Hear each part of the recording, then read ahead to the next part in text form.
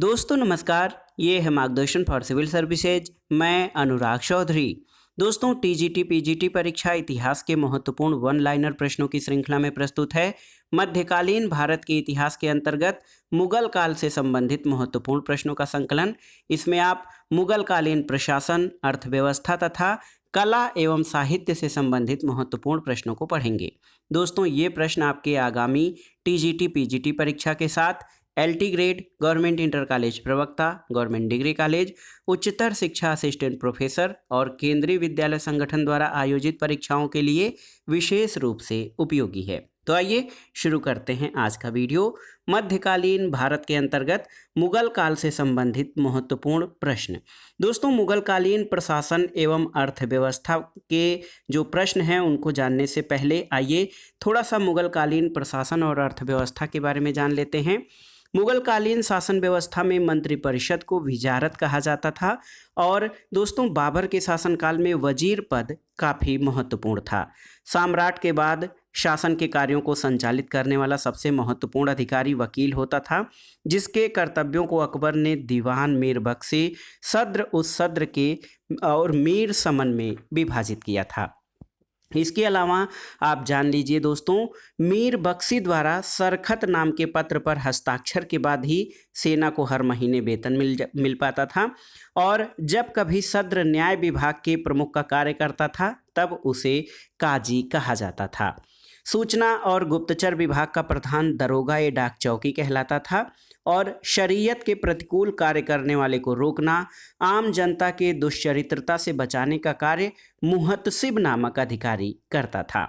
दोस्तों मुगल काल के प्रमुख अधिकारियों के बारे में अगर जो आप जानें तो सूबेदार प्रांतों में शांति व्यवस्था स्थापित करता था, दीवान प्रांतीय राजस्व का प्रधान होता था, बख्शी प्रांतीय सैन्य प्रधान होता था, फौजदार जिले का प्रधान फौजी अधिकारी था, आमिल या अमल गुजार जिले का प्रमुख राजस्व अधिकारी होता था, कोतवाल नगर का प्रधान था और शिकदार ये परगने का प्रमुख अधिकारी होता था। आमिल जो था दोस्तों, आमिल आप जान लीजिए कि आमिल ग्राम के कृषकों से प्रत्यक्ष संबंध बनाता था और लगान निर्धारित करता था। देखिए प्रशासन की दृष्टि से मुगल साम्राज्य का बंटवारा सूबों में, सूबों का सरकार में, सरकार का परगना या महाल में और महाल का जिला या दस्तूर में और दस्तूर जो थे वो गांवों में बटे थे। और दोस्तों भूमि जो है मुगल साम्राज्य की समस्त भूमि 3 वर्गों में विभाजित थी। खालसा भूमि जो कि प्रत्यक्ष रूप से बादशाह के नियंत्रण में थी, जागीर भूमि तनख्वाह के बदले दी जाने वाली भूमि थी और सरयू गल या मदद हिमाश जो कि अनुदान में दी गई लगानहीन भूमि होती थी। और अकबर के द्वारा किरोड़ी नामक अधिकारी की नियुक्ति 1573 में की गई थी। वो अपने क्षेत्र से 1 करोड़ दाम वसूल करना होता था उसको। और एक नई दहशाला प्रणाली ये अकबर के द्वारा 1580 में शुरू की गई थी। इस व्यवस्था को टोडरमल बंदोबस्त भी कहा जाता है और इस व्यवस्था के अंतर्गत भूमि को 4 भागों पोलज, परती, चाचर और बंजर में विभाजित किया गया था। पोलज में नियमित रूप से खेती होती थी, परती पर 1 या 2 वर्ष के अंतराल पर खेती होती थी, चाचर पर 3 से 4 वर्ष के अंतराल पर और बंजर जो कि खेती योग्य भूमि नहीं थी। और दोस्तों देखिए अकबर के शासनकाल में एक नस्क प्रणाली अपनाई गई थी और भू राजस्व की राशि को उपज का आधा कर दिया गया था। और देखिए मुगल काल में कृषक 3 वर्गों में विभाजित थे। जो खुद काश्त थे वो उसी गांव की भूमि पर खेती करते थे जहां के निवासी थे। पाही काश्त ये दूसरे गांव जाकर कृषि कार्य करते थे और मुजारियन ये खुद काश्त कृषकों से भूमि किराए पर लेकर कृषि का कार्य करते थे। देखिए मुगल कालीन लगान वसूल करने की व्यवस्थाओं में गल्ला बख्शी, इसमें फसल का कुछ भाग सरकार द्वारा ले लिया जाता था। नसक, इसमें खड़ी फसल के आधार पर लगान का अनुमान लगाकर फसल कटने पर उसे लिया जाता था। और जब्ती, इसमें बोई गई फसल के आधार पर लगान का निश्चय किया जाता था जो कि नकद लिया जाता था। मुगल कालीन अर्थव्यवस्था का आधार चांदी का रुपया होता था। दैनिक लेन देन के लिए तांबे के दाम का प्रयोग होता था। 1 रुपया में 40 दाम होते थे। और अगर हम मुगल सेना की बात करें तो पैदल सेना, घुड़सवार सेना, तोपखाना और हाथी सेना में पूरी मुगल सेना जो है विभाजित थी। मुगलकालीन सैन्य व्यवस्था पूर्ण रूप से मनसबदारी प्रथा पर आधारित थी और इस व्यवस्था का प्रारंभ अकबर के द्वारा किया गया था। 10 से 500 तक मनसब प्राप्त करने वाले को मनसबदार, 500 से 2500 तक के मनसब प्राप्त करने वाले को उमरा, 2500 से ऊपर तक के मनसब प्राप्त करने वाले को अमीर ए आजम कहा जाता था। जात से व्यक्ति के वेतन एवं प्रतिष्ठा का ज्ञान होता था और सवार पद से घुड़सवार दस्तों की संख्या का ज्ञान होता था। दोस्तों, इसके अलावा मनसबदारी प्रथा में जहांगीर ने सवार पद में 2 अस्पा और सिंह अस्पा की व्यवस्था की थी और सबसे पहले ये पद महावत खां को दिया गया था। अब आइए प्रशासन और अर्थव्यवस्था से संबंधित महत्वपूर्ण प्रश्नों को देख लेते हैं। मुगल काल में जब्त क्या होता था? तो ये जमीन की पैमाइश से संबंधित था जब्त। मनसबदारी व्यवस्था में मनसब का तात्पर्य क्या है? तो मनसब का तात्पर्य पद से होता था। तो याद रखिएगा, मुगल कालीन व्यवस्था में मनसब जो था इसका अभिप्राय पद से होता था और मुगल कालीन सैन्य व्यवस्था पूरी तरह मनसबदारी प्रथा पर आधारित थी। अकबर ने इसे प्रारंभ किया था। मनसब एक पद होता था और आप देख लीजिए, बहुत ही महत्वपूर्ण है, जात से व्यक्ति के वेतन और प्रतिष्ठा का ज्ञान होता था और सवार जो है इससे घुड़सवार दस्तों की संख्या का ज्ञान होता था। मनसब क्या होता था? तो मुगल काल में मनसब एक ओहदा या पद होता था। एक प्रश्न है, थोड़ा सा विवादित है, कि राज दरबार में मीर ए तुजुक शब्द का प्रयोग किसके लिए किया जाता था? तो माध्यमिक शिक्षा सेवा चयन बोर्ड ने इसे अपने उत्तरमाला में प्रमुख सचिव के लिए इस पद को माना है, जबकि मुगल दरबार में मीर ए तुजुक या मीर ए तोजक जो था वो धर्म अनुष्ठान का अधिकारी होता था। इसका प्रमुख कार्य दरबार में धार्मिक उत्सवों आदि का प्रबंध करना होता था। तो याद रखिएगा, मीर ए तुजुक जो है ये दरबार में दोस्तों धर्मानुष्ठान का अधिकारी होता था। अगला प्रश्न है, किसे मुगल शासकों के काल के दौरान न्यायिक प्रणाली में सर्वोच्च पद पर नियुक्त किया गया था? तो न्यायिक व्यवस्था का सर्वोच्च पद जो था वो काजी उल कुजात जो होता था दोस्तों, इसको न्यायिक व्यवस्था के सर्वोच्च पद पर जो है स्थापित किया गया था। पैबाकी शब्द से क्या तात्पर्य है? तो पैबाकी का संबंध भूमि से होता था।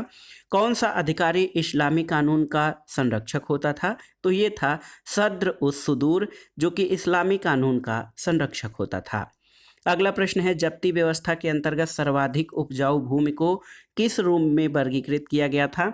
तो ये पोलज भूमि थी और इसमें नियमित रूप से खेती होती थी और वर्ष में इसमें 2 बार फसलें ली जाती थीं। अगला प्रश्न है, परगना या महाल के प्रशासन का प्रभारी अधिकारी कौन होता था? तो ये था शिकदार, जो कि परगना या महाल के प्रशासन का उच्चाधिकारी होता था। किसे मुगल प्रशासन में अमीरों का मुख्य माना जाता था? तो मीर बख्शी को। और मुगल प्रशासन के अंतर्गत मीर बख्शी का कार्य क्या होता था?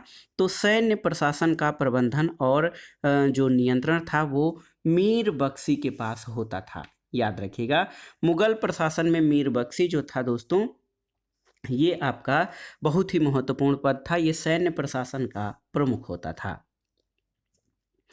अगला प्रश्न है, कौन सा अभिकरण मुगल कालीन जागीरों और जागीरदारों की कार्रवाइयों का विवरण रखता था? तो ये दीवाने असल होता था। और मिल्कियत शब्द किस भाषा का शब्द है? तो याद रखिएगा, मिल्कियत जो है ये अरबी भाषा का शब्द है।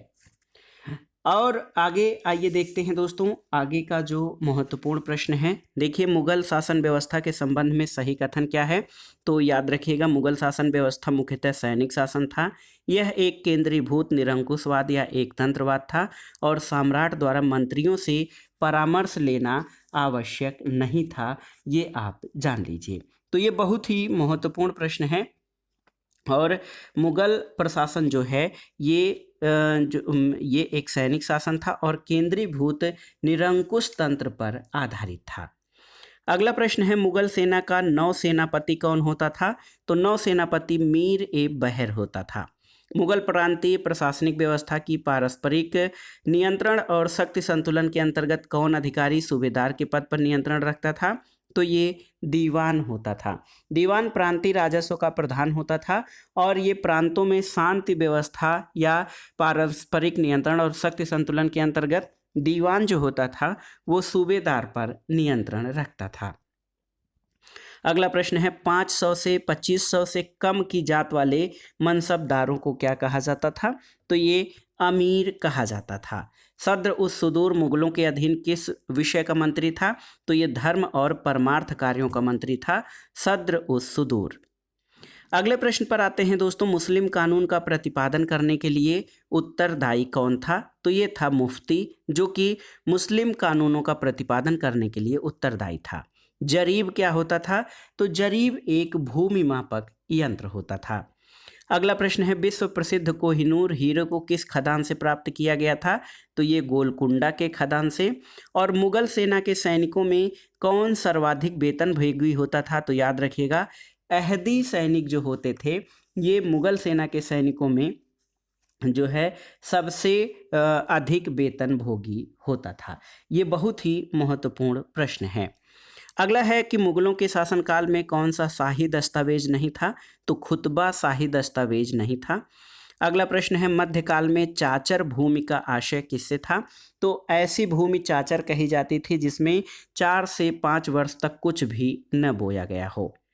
अब आइए अगले प्रश्न पर आते हैं दोस्तों, सही युग्म जो है, युग्मों का सुमेलन करना है आपको। इसमें आप देख लीजिए कि मार्को पोलो मारवर्मन कुलशेखर के समय काल में, सर टॉमस रो जहांगीर के समय काल में, फादर एंटोनी मांसरेट अकबर के शासनकाल में, और ट्रिवेर्नियर जो है शाहजहां के शासनकाल में ये भारत यात्रा पर था। अगला प्रश्न है, सही सुमेलन क्या है? तो जहांगीर का सुमेलन विलियम हॉकिंस जहांगीर के दरबार में आया था। राल्फ फिच अकबर के शासनकाल से संबंधित है। टॉमस रो जहांगीर से। और मनुची जो है दोस्तों, ये औरंगजेब के शासनकाल से संबंधित है। अगला प्रश्न है, विदेशी यात्रियों में कौन मुगल साम्राज्य में आया था? तो वर्नियर, ट्रेवर्नियर और सर टॉमस रो, ये मुगल साम्राज्य में भारत आने वाले प्रमुख विदेशी यात्री थे। अगला प्रश्न है दोस्तों, दरोगा ए तोपखाना के नाम से मुगल प्रशासन में कौन जाना जाता था? तो ये था मीर आतिश। और आप जान लीजिए कि मुगल प्रशासन में तोपखाने का विभाग 2 भागों में बटा था, जिंसी और दस्ती। जिंसी में भारी तोपें होती थी और दस्ती में हल्की तोपें होती थीं। तोपखाना विभाग के प्रमुख को मीर ए आतिश अथवा दरोगा ए तोपखाना कहा जाता था। अगला प्रश्न है, अकबर के केंद्रीय प्रशासन का सर्वोच्च अधिकारी कौन था? तो ये वकील था। और बाबर के प्रशासन में न्याय विभाग का अधिकारी कौन होता था? तो याद रखिएगा दोस्तों, सद्र जो था, ये बाबर के प्रशासन में न्याय विभाग का अधिकारी था। किसको मदद ए माश अनुदान प्रदान किया जाता था? तो मदद ए माश अनुदान ये दोस्तों संतों को और विद्वानों को प्रदान किया जाता था। अगला प्रश्न है, देखिए बहुत ही महत्वपूर्ण है कि किस भारतीय शासक की प्रशासन प्रणाली में महतरफा और जाकत नाम का सीमा शुल्क लगाया गया था? तो ये मराठों के शासन प्रणाली में। मुगल काल में गृह विभाग का प्रधान अधिकारी कौन होता था? तो ये था खाने शामा। देखिए, खाने शामा मुगल काल में गृह विभाग का प्रधान अधिकारी होता था। अगला प्रश्न है, कौन मनसबदार की हैसियत का नहीं है? तो करोड़ी जो होता था, ये मनसबदार की हैसियत का नहीं होता था। अब आइए अगले प्रश्न पर आते हैं दोस्तों, कौन मुगल साम्राज्य के पतन के लिए उत्तरदायी कारण था? तो विदेशी आक्रमण, कृषक असंतोष और कमजोर उत्तराधिकारी, ये सभी मुगल प्रशासन के लिए या मुगल साम्राज्य के पतन के उत्तरदायी कारकों में थे। अगला प्रश्न है, कौन प्रांत का सैन्य और प्रशासनिक अधिकारी दोनों होता था? तो बक्सी जो था, ये प्रांत का सैन्य और प्रशासनिक अधिकारी दोनों था। अगला प्रश्न है दोस्तों, मुगल काल में निर्धारित भू राजस्व यानी जमा सदैव ही वास्तविक वसूली से अधिक रहता था। इसका प्रमुख कारण क्या था? तो इसमें आपसे पूछा गया है कि मुगल काल में जो निर्धारित भू राजस्व जो जमा होता था, ये वास्तविक वसूली से अधिक रहता था। इसका प्रमुख कारण ये था कि भू राजस्व अधिकारी राजस्व का गबन कर लेते थे। अब आइए अगले प्रश्न पर आते हैं दोस्तों। इसमें हम मुगल कालीन कला से संबंधित जो महत्वपूर्ण प्रश्न हैं उनको कवर करेंगे। देखिए, मुगल काल में कला का विकास बहुत अधिक हुआ था और इसमें कलाओं में कई प्रकार के जो है दोस्तों आप देख सकते हैं कि कई जो कलाएं थी मुगल काल के दौरान विकसित हुई। और आप देखिए पहला प्रश्न है कि निम्नलिखित को निर्माण तिथि के क्रम में व्यवस्थित कीजिए। इसमें आपका आगरा का किला, दिल्ली का लाल किला, इसके अलावा कुतुब मीनार और ताजमहल हैं। तो आप जानते हैं कि सबसे पहले कुतुब मीनार का निर्माण हुआ था कुतुबुद्दीन ऐबक के कार्यकाल में प्रारंभ हुआ, जिसको इल्तुतमिश ने पूरा करवाया था। और फिरोज शाह तुगलक के शासनकाल में इसकी चौथी मंजिल को नुकसान पहुंचा था, इसलिए फिरोज शाह तुगलक ने चौथी मंजिल के स्थान पर 2 और मंजिलों का निर्माण करवाया। दूसरे स्थान पर अगर जो आगरा का किला देखा जाए, तो आगरा का किला जो है ये दोस्तों, आगरे का किले का निर्माण अकबर के शासनकाल में उसके प्रधान कारीगर कासिम खां की देखरेख में हुआ था। और दिल्ली का लाल किला अगर हम देखें, तो दिल्ली के लाल किले का निर्माण लाल बलुआ पत्थर से जो है शाहजहां के शासनकाल में करवाया गया था। और ताजमहल, ताजमहल देखिए ये भारतीय, ईरानी और मध्य एशियाई वास्तुकला का संतुलित समन्वय इसमें दिखाई देता था। तो सही क्रम हो जाएगा, सबसे पहले कुतुब मीनार, उसके बाद आगरा का किला, फिर आएगा दिल्ली का लाल किला और सबसे लास्ट में ताजमहल। अगला प्रश्न है, आगरा और फतेहपुर सीकरी दोनों लंदन से बड़े हैं, ये वक्तव्य किसने दिया था? तो ये राल्फ फिच का कथन है। दोस्तों आशीर्वादी लाल श्रीवास्तव की पुस्तक अकबर द ग्रेट के अनुसार ब्रिटिश व्यापारी राल्फ फिच जो था, उसने कहा था Agra and Fatehpur Sikri are 2 very great cities, either of them much greater than London and very populous. अगला प्रश्न है, देखिए सुमेलित करना है आपको। अलाई दरवाज़ा दिल्ली, ये अलाउद्दीन खिलजी द्वारा निर्माण कराया गया। बुलंद दरवाज़ा फतेहपुर सीकरी अकबर के द्वारा। मोती मस्जिद आगरा का निर्माण शाहजहां द्वारा। और एतमादुद्दौला का मकबरा आगरा में है, नूरजहां के द्वारा इसका निर्माण करवाया गया था। अगला प्रश्न है दोस्तों, दोहरे गुंबद का प्राचीनतम उदाहरण माना जाता है कौन सा? तो सही उत्तर है, दोहरे गुंबद का प्राचीनतम उदाहरण हुमायूं का मकबरा माना जाता है। और आप जान लीजिए कि हुमायूं के मकबरे का निर्माण अकबर की सौतेली माँ हाजी बेगम ने मिराक मिर्जा गयास की देख रेख में करवाया था। तो आगरा देखिए दोस्तों, दोहरा गुंबद का प्राचीनतम उदाहरण हुमायूं का मकबरा माना जाता है। हुमायूं का मकबरा मुगल काल और अकबर के शासनकाल में बनी पहली इमारत है। इसका निर्माण हुमायूं की प्रिय पत्नी हाजी बेगम ने अपनी देखरेख में करवाया था।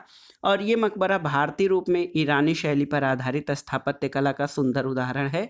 दोहरी गुंबद वाला यह मुगल काल का पहला उदाहरण है।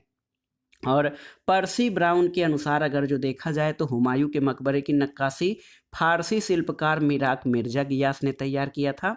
और पर्सी ब्राउन के अनुसार यह ईरानी कल्पना की भारतीय व्याख्या है। और डॉक्टर कानूनगो के अनुसार हुमायूं का मकबरा बाहर से मुस्लिम और अंदर से हिंदू है। अगला प्रश्न है दोस्तों, चित्रकला की किस शैली को निहाल चंद ने समृद्ध किया था? तो ये थी किशनगढ़ शैली। और देखिए अकबरकालीन किस भवन या किन भवनों की स्थापत्य योजना को बौद्ध स्थापत्य से प्रेरणा मिली थी, आपको बताना है। ये बहुत ही महत्वपूर्ण प्रश्न है कि अकबरकालीन, देखिए अकबरकालीन किस भवन को स्थापत्य योजना को बौद्ध स्थापत्य से प्रेरणा मिली थी? तो सही उत्तर हो जाएगा फतेहपुर सीकरी का पंचमहल और सिकंदरा में अकबर का मकबरा। आइए अगला प्रश्न सुमेलन से संबंधित है। सासाराम में मकबरा किसका है? तो दोस्तों सासाराम में शेरशाह का मकबरा है। फतेहपुर सीकरी देखिए ये अकबर द्वारा इसकी स्थापना की गई थी। जामा मस्जिद, तो आप देख लीजिए जामा मस्जिद शाहजहां के द्वारा। और चार मीनार ये मोहम्मद कुली कुतुब शाह के द्वारा इसका निर्माण कराया गया था। अगला प्रश्न है, आप देख सकते हैं दोस्तों, अगला प्रश्न है मुगल स्मारक के किस भाग में मेहराब पाए जाते हैं? तो मुगल स्मारक के मुख्य द्वार पर मेहराब की व्यवस्था की गई है। ये बहुत ही महत्वपूर्ण है। और जोधाबाई महल कहाँ पर स्थित है, आपको बताना है। तो जोधाबाई महल फतेहपुर सीकरी में स्थित है। अगला प्रश्न है मुगल कालीन वास्तुकला के बारे में किसने कहा कि मुगल काल भारतीय वास्तुकला का ग्रीष्म काल है, जो प्रकाश और उर्वरा का प्रतीक माना जाता है? तो प्रमुख इतिहासकार पर्सी ब्राउन का कथन है दोस्तों कि मुगल कालीन वास्तुकला जो है भारतीय वास्तुकला का ग्रीष्म काल है, जो प्रकाश और उर्वरा शक्ति का प्रतीक माना जाता है। अगला प्रश्न है कि तानसेन ने किस संगीत शैली वाद्य यंत्र का विकास किया था या आविष्कार किया? तो ये था रुद्र बीड़ा। देखिए दोस्तों, रुद्र बीड़ा एक वाद्य यंत्र है और इसका विकास तानसेन द्वारा किया गया था। तानसेन अकबर के दरबार का प्रसिद्ध संगीतज्ञ था। वो अकबर के नौरत्नों में से एक था और अकबर के दरबार में आने से पूर्व वो तानसेन के रीवा के राजा रामचंद्र के दरबार में रहा था।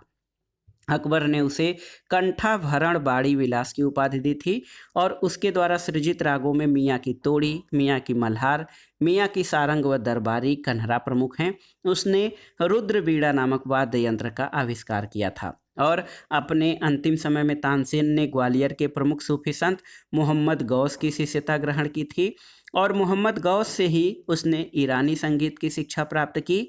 और आप जान लीजिए कि तानसेन का वास्तविक नाम रामतनु पांडे थे। अगला प्रश्न आपको सुमेलित करना है, बाबर का मकबरा कहाँ पर है? तो काबुल में, अकबर का सिकंदरा में, जहांगीर का शाहदरा में और औरंगजेब का खुलदाबाद में। दोस्तों, अकबर का मकबरा जहांगीर के काल में निर्मित सबसे सुंदर भवन है और ये आगरा से 5 मील दूर सिकंदरा नामक गांव में स्थित है, जिसे सुल्तान सिकंदर लोदी ने अपने नाम पर बसाया था। अकबर ने इसका नाम बहिस्ताबाद रखा था। अकबर के मकबरे में 5 मंजिलें हैं। पहली मंजिल पर बनी कब्र असली है और उसके ऊपर की मंजिल पर बनी हुई कब्रें नकली हैं। अगला प्रश्न है, एक प्रत्यक्षदर्शी ने भारत के किस इमारत से उत्प्रेरित होकर कहा कि उसे जन्नत से पृथ्वी पर उतारा गया है? तो ये है ताजमहल के बारे में। ये बहुत ही महत्वपूर्ण प्रश्न है दोस्तों। ताजमहल जो है, इसके बारे में एक प्रत्यक्षदर्शी ने कहा था कि उसे जन्नत से धरती पर उतारा गया है। और आप जान लीजिए कि ताजमहल विश्व के आश्चर्यों में शामिल भी है। अगला प्रश्न है, मुगल काल में वह कौन सी पहली इमारत है जो पूर्णतः संगमरमर से बनी है? आपको बताना है।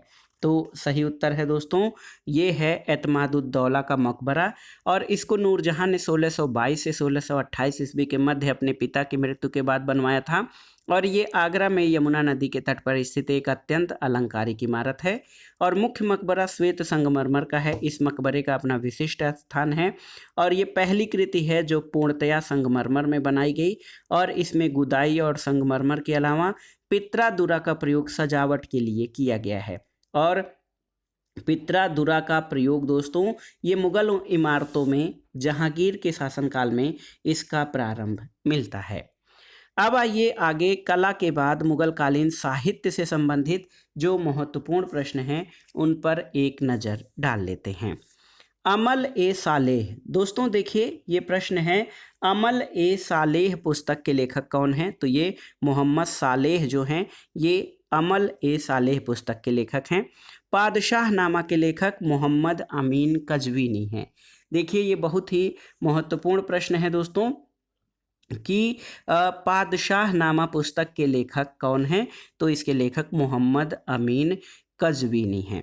अगला प्रश्न है, सुमेलित करना है आपको पुस्तकों को और उनके लेखकों से।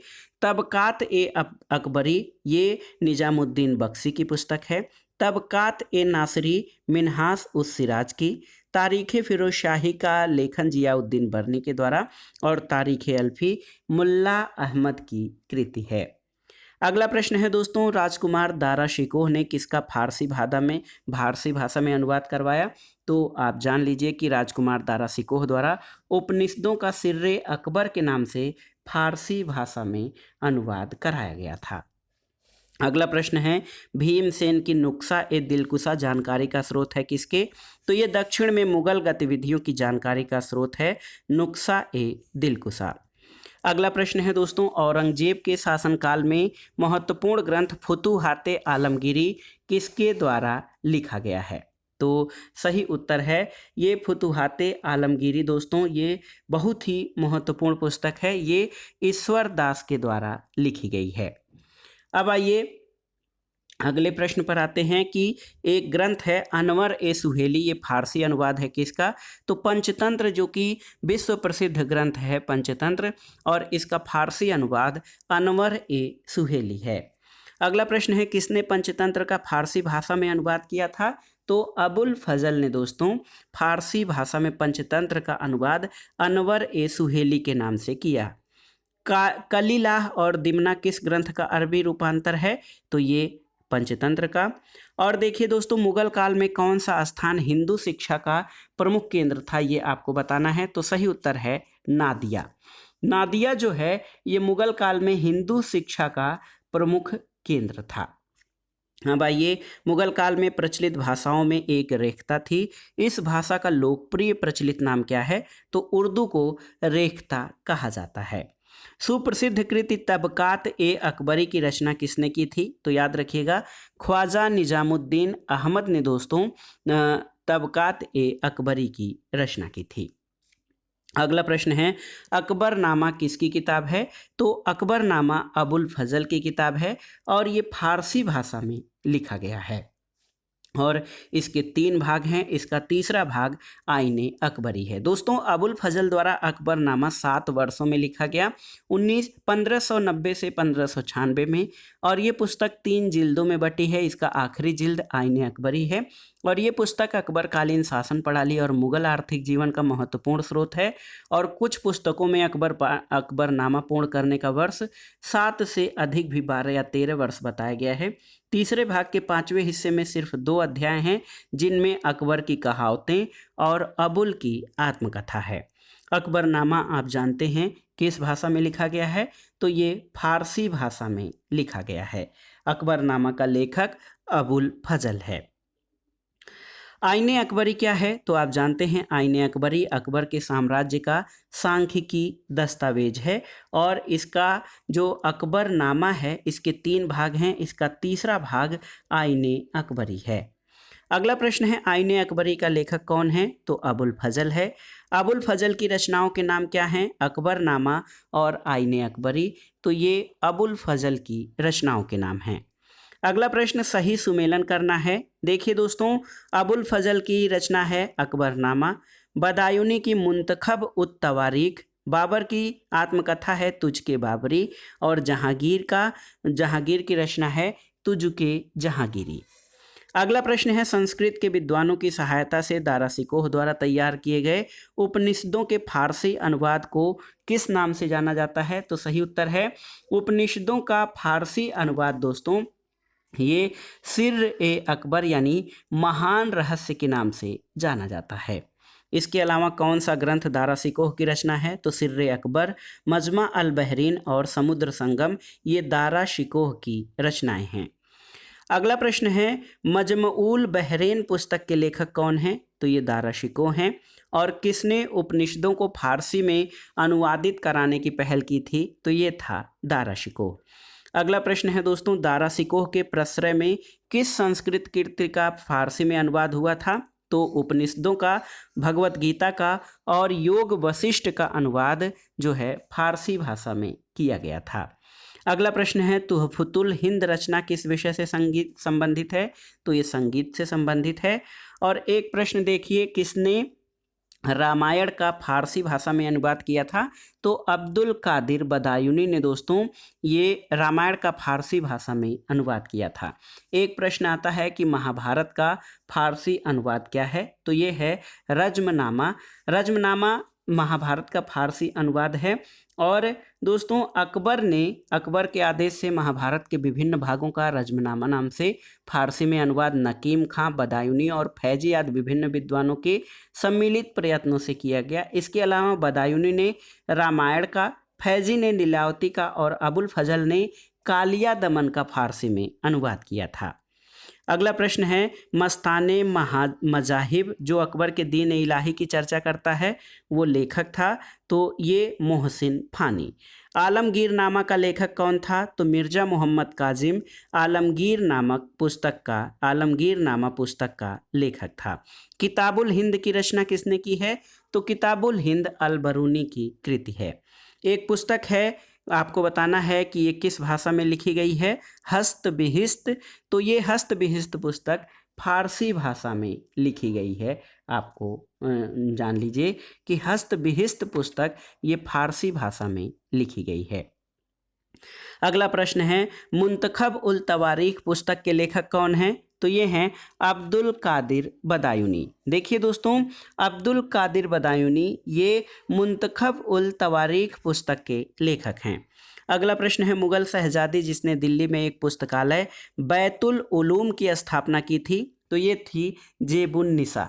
जेबुन निसा ने दोस्तों दिल्ली में एक पुस्तकालय जिसका नाम था बैतुल उलूम, इसकी स्थापना की थी। अगला प्रश्न है, सुमेलित करना है, फुतुहात ए आलमगीरी, ये दोस्तों ये ईश्वर दास की रचना है। मासिर ए आलमगीरी साकी मुश्ताक खां की रचना है। आलमगीर नामा मोहम्मद काजिम की, और मुंतखब उल लुबाब ये खाफी खां द्वारा रचित ग्रंथ है। अगला प्रश्न है, अकबर ने किसे कवि प्रिय की उपाधि से विभूषित किया, तो राजा बीरबल को अकबर ने कवि प्रिय की उपाधि से विभूषित किया था। अगला प्रश्न है, प्रसिद्ध इतिहासकार सुजान राय किसके शासनकाल से संबंधित है, तो ये औरंगजेब के शासनकाल से संबंधित है इतिहासकार सुजान राय। अगला प्रश्न है, किसने तुझके बाबरी का फारसी भाषा में अनुवाद किया था, तो याद रखिएगा अब्दुल रहीम खान खाना ने तुझके बाबरी का फारसी भाषा में अनुवाद किया था। तो ये बहुत ही महत्वपूर्ण प्रश्न है।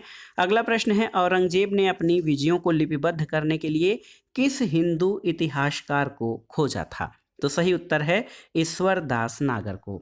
ईश्वर दास नागर को औरंगजेब ने अपनी विजयों को लिपिबद्ध करने के लिए नियुक्त किया था। अगला प्रश्न है, मध्यकाल के दौरान पर्शियन में साहित्यिक कुशलता प्राप्त करने वाला प्रथम हिंदू कौन था, तो ये था चंद्रभान। याद रखिएगा दोस्तों, चंद्रभान जो था ये मध्यकाल के दौरान पर्शियन में साहित्यिक कुशलता प्राप्त करने वाला व्यक्ति था। अगले प्रश्न पर आते हैं। देखिए दोस्तों, मध्यकालीन भारत का इतिहास लिखा गया है, तो ये फारसी में लिखा गया है। और इसके अलावा कौन मुरक्का ए दहली का लेखक कौन है, आपको बताना है। मुरक्का ए दहली, देखिए बहुत ही महत्वपूर्ण ग्रंथ है ये। मुरक्का ए दहली का लेखक कौन है, तो सही उत्तर है गुलाम हुसैन तबतबाई। देखिए गुलाम हुसैन तबातबाई दोस्तों ये मुरक्का ए दहली का लेखक है। और दोस्तों मध्यकालीन भारत के फारसी इतिहासकारों में तबातबाई का महत्वपूर्ण स्थान है। वो अहमदनगर के निजाम शाही सुल्तान की सेवा में रहता था। अगला प्रश्न है, सुमेलित करना है आपको। गुलशन ए इब्राहिमी, ये दोस्तों मोहम्मद कलीम फरिश्ता की बुक है। इसके अलावा तारीख़ फिरोजशाही आप जानते हैं जियाउद्दीन बर्नी की रचना है। मुंतखब उल तवारीख ये भी आप जानते हैं अब्दुल कादिर बदायूनी की। और अकबरनामा की रचना अबुल फजल के द्वारा की गई है। अगला प्रश्न भी सुमेलित करना है। खुलासत उल तवारीख इस पुस्तक की रचना सुजान राय के द्वारा की गई है। लुब्ब उत तवारीख इसकी रचना राय बिंद्रा के द्वारा। फुतुहात ए आलमगीरी दोस्तों ईश्वर दास नागर के द्वारा। और नुक्सा ए दिलकुशा ये भीमसेन बुरहानपुरी के द्वारा रचित ग्रंथ है। अगला प्रश्न है, कौन मुगल बादशाह द्वारा लिखी गई हैं, तो आप जान लीजिए कि तुझके बाबरी, तुझके जहांगीरी और रक्कात ए आलमगीरी ये मुगल बादशाहों द्वारा लिखी गई पुस्तकें हैं। इसके अलावा अहमद शाह अब्दाली ने किस मुगल शासक के शासनकाल में सर्वप्रथम भारत पर आक्रमण किया था, तो ये मोहम्मद शाह के शासनकाल में। वाक़यात ए बाबरी क्या है आपसे पूछा जाता है, तो ये बाबर नाम से चर्चित बाबर की आत्मकथा है जिसको वाक़यात ए बाबरी कहा जाता है। और बाबर स्वयं अपनी मातृभाषा तुर्की और फारसी भाषा का उच्च कोटि का कवि और लेखक था। उसने अपनी आत्मकथा तुर्की भाषा में तुझके बाबरी अथवा बाबरनामा की रचना की। हुमायूं की बहन गुलबदन बेगम को भी फारसी का अच्छा ज्ञान था। उसने एक ऐतिहासिक ग्रंथ हुमायूं नामा की रचना की और इस ग्रंथ में उसने आरोप लगाया कि बाबर की मृत्यु इब्राहिम लोदी की मां द्वारा जहर देने के कारण हुई थी। इसके अलावा एक प्रश्न जो पंचतंत्र से संबंधित है। पंचतंत्र का फारसी भाषा में अनुवाद दोस्तों आयर ए दानिश या अनवर सुहेली के नाम से जो है किया गया था। और सुप्रसिद्ध कृति तकबात ए अकबरी की रचना किसने की थी, तो ख्वाजा निजामुद्दीन ने। और एक प्रश्न पूछा जाता है कि मध्यकालीन भारत का इतिहास किस भाषा में लिखा गया, तो ये फारसी भाषा में, क्योंकि फारसी मुगलों की राजभाषा थी और कामकाज से संबंधित सभी कार्य फारसी में ही संपन्न होते थे। इसलिए भारत में फारसी साहित्य का विकास जो था वो मुस्लिम विजेताओं के आगमन से हुआ था। और देखिए दोस्तों, एक प्रश्न ये पूछा जाता है कि दारा सिकोह के प्रश्रय में किस संस्कृत कृति का फारसी अनुवाद नहीं हुआ था? तो भगवत पुराण का फारसी में अनुवाद नहीं हुआ, जबकि उपनिषद, भगवत गीता और योग वशिष्ठ का फारसी भाषा में अनुवाद दारा सिकोह के संरक्षण में करवाया गया था। और दोस्तों, कौन सा वेदों का संकलन है? तो ये मजमा उल बहरीन, ये दारा सिकोह की प्रसिद्ध पुस्तक मजम उल बहरीन में वेदों का संकलन किया गया है। और ये महत्वपूर्ण पुस्तक है जिसमें तुलनात्मक धर्म पर आधारित चर्चा की गई है। इसमें सूफी और वेदांतिक अटकलों के मध्य रहस्यमयी और बहुलवादी समानता का रहस्योद्घाटन करने का कार्य किया गया है। और एक प्रश्न आप जानते भी हैं कि मुगल काल में कौन सा स्थान हिंदू शिक्षा का प्रमुख केंद्र था? तो ये था नदिया। नदिया, बनारस, मथुरा, इलाहाबाद, अयोध्या, मिथिला, श्रीनगर, ये सभी हिंदुओं की शिक्षा के प्रमुख केंद्र थे। और मुगल काल में बंगाल का नदिया का शिक्षा क्षेत्र में बहुत बड़ा योगदान था और ये शिक्षा का बहुत बड़ा केंद्र था। तो ये बहुत ही महत्वपूर्ण प्रश्न है। मुगल काल में नदिया, बनारस, मथुरा, इलाहाबाद, अयोध्या, मिथिला, श्रीनगर, ये हिंदुओं के शिक्षा के प्रमुख केंद्र थे।